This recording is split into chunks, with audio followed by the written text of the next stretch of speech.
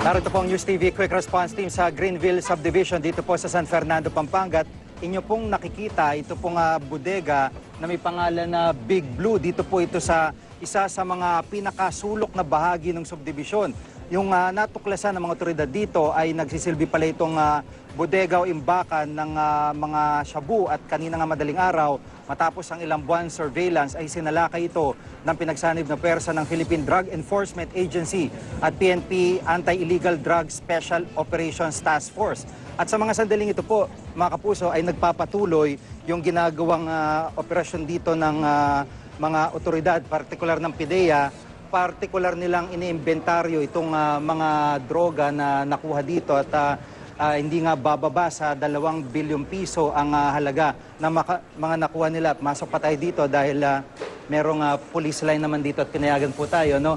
Yung pong kilo ng shabu ay hindi rin bababa sa 400 kilo. Meron pa mga ephedrine o yung sinasabing precursor, isa sa mga ingredient ng paggawa ng shabu. At dito po sa may bahaging ito, yung 3 Chinese national na naaresto. Meron pa pong isang lugar dito na kung saan ay sinalakay din kanina ng PIDEA at naroon naman na aresto doon yung asawa ng isa sa mga suspect na inyong nakikita sa ngayon. Ito nga po, nagpapatuloy yung inventaryo ng PIDEA dito sa mga ebidensyang nakuha at meron pang bukod sa mga sako-sako na droga na yan, dito ho sa bandang kaliwa ko, papakita ho namin sa inyo dun sa mga PIDEA agents na hindi po pwede ipakita, papaalisin muna natin sila. Ito po yung nasamsam na SUV bukod pa sa isang panghakot na truck dito lamang sa may likuran po nila sa tagilirang bahagi nitong bodega ay isang truck na ginagamit panghakot at pang-deliver nitong mga droga na ito. At isa po ito, masabi natin na para sa taong ito, masabi natin na isa ito sa pinakamalaking huli ng Philippine Drug Enforcement Agency at AIDSOT. At mula pa Abril ay sinusubaybayan na nila ang galaw o kilos ng sindikatong ito.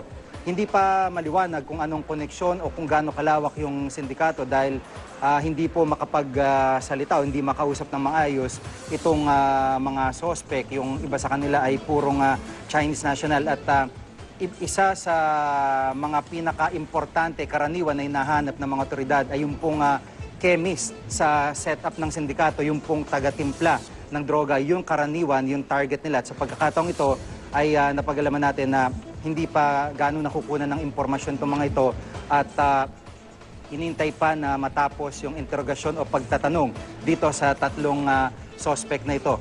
Makita ho natin itong nasa lamesa ng mga ebidensya ay talagang patas-patas at matyagang tinitimbang nitong mga ahente po ng AIDSOT at PIDEA para may inventaryo, makuha yung eksakto na dami o kaya ay bigat na kanilang nakumpiska dito sa bodegang ito. Pati yung mga residente ho dito ay walang kaalam-alam na ito pala ay imbakan ng droga dahil nagsuspecha lamang yung ilan sa mga asset na tumulong sa mga otoridad dahil karaniwan nga na may aktibidad sa loob pero saradong-sarado.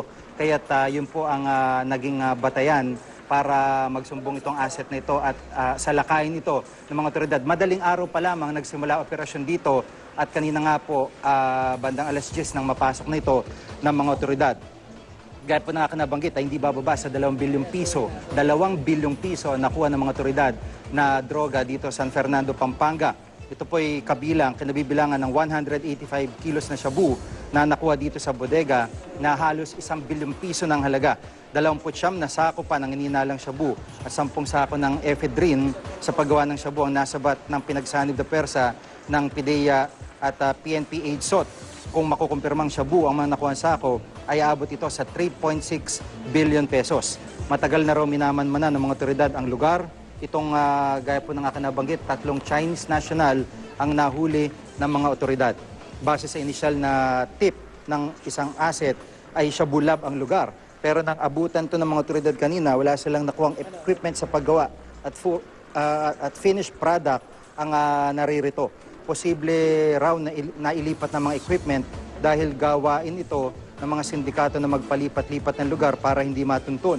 Isa pang lugar, yung pong nabanggit ko, may 4 na kilometro mula dito ang sinalakay ng mga otoridad at sa ngayon nga po ay naroroon yung matataas na opisyal ng Philippine National Police at Philippine Drug Enforcement Agency kung saan din na-aresto yung asawa ng isa sa tatlong sospek na naririto sa aking likuran lamang.